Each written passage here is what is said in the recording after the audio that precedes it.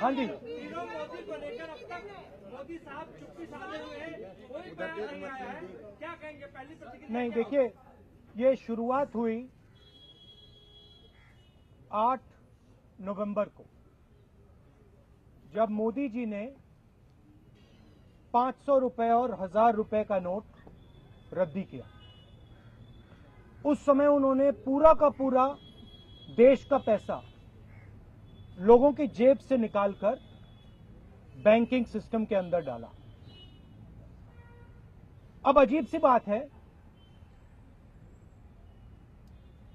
कि मोदी जी 22,000 करोड़ रुपए, नीरव मोदी जी 22,000 करोड़ रुपए निकालकर ले जाते हैं। प्रधानमंत्री शायद 1 घंटा 45 मिनट बच्चों को एग्जाम लेना सिखाते हैं, मगर मोदी जी ये देश को नहीं बता सकते हैं कि 22,000 करोड़ रुपए जो नीरव मोदी जी ने जनता का पैसा छीनकर लिया है, उसके बारे में कौन जिम्मेदार है। अलग अलग मंत्री आ रहे हैं, सोशल जस्टिस के आए, डिफेंस मिनिस्टर आए, मगर फाइनेंस मिनिस्टर या प्राइम मिनिस्टर जो जिम्मेदार हैं, उन्होंने इसके बारे में कुछ नहीं कहा।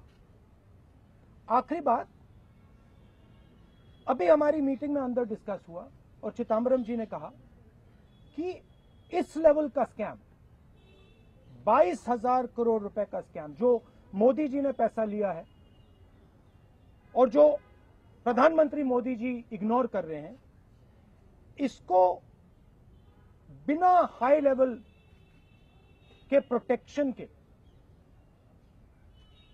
किया ही नहीं जा सकता है। उन्होंने कहा है कि इस लेवल का जो स्कैम है, सरकार के लोगों को पहले से मालूम होना ही पड़ेगा, क्योंकि अमाउंट इतना बड़ा है। तो सवाल यह है कि नरेंद्र मोदी जी ने देश से जेब से पैसा निकालकर बैंक में डाला। एक प्रकार से उन्होंने जिम्मेदारी ली कि ठीक है, आप बैंक में पैसा डालो, मैं जिम्मेदार हूं कि आपके पैसे का प्रोटेक्शन होगा। और अब वही फेलियर हुआ है और प्रधानमंत्री नरेंद्र मोदी जी एक शब्द नहीं कह रहे हैं। तो प्रधानमंत्री जी को बाहर आके कहना पड़ेगा कि क्या हुआ, क्यों हुआ, और इसके बारे में प्रधानमंत्री जी क्या करने जा रहे हैं। सुना है कि उनके ऑफिस को भी पता लगा था, पहले मोदी जी के ऑफिस को पता लगा था कि नीरव मोदी जी ने 22,000 करोड़ रुपए देश की जनता के चोरी किए हैं और कोई रिस्पॉन्स नहीं आया। तो प्रधानमंत्री जी को देश को समझाना है। धन्यवाद। राहुल जी, एक आरोप उन लोगों ने आप पर भी लगाया व्यक्तिगत तौर पर कि आपके भी नीरव मोदी से नहीं, ऐसी बिल्कुल ये डाइवर्ट करने की कोशिश कर रहे हैं। ऐसी कोई बात नहीं है। सवाल ये है कि नीरव मोदी जी ने 22,000 करोड़ रुपए लिए हैं।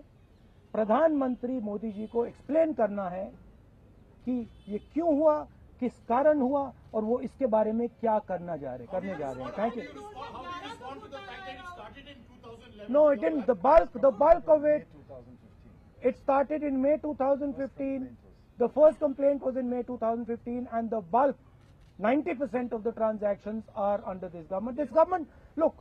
This government constantly refuses to accept responsibility. I said in my meetings in Karnataka that the Prime Minister looks at the wicket-keeper and then plays cricket. The fact of the matter is that the Prime Minister has, through his actions, destroyed the financial system of this country. He has demonetized the economy. He has taken money from people's pockets and put it into the banking sector, and now his friends and cronies are stealing it from the banking sector, and the Prime Minister is not saying anything.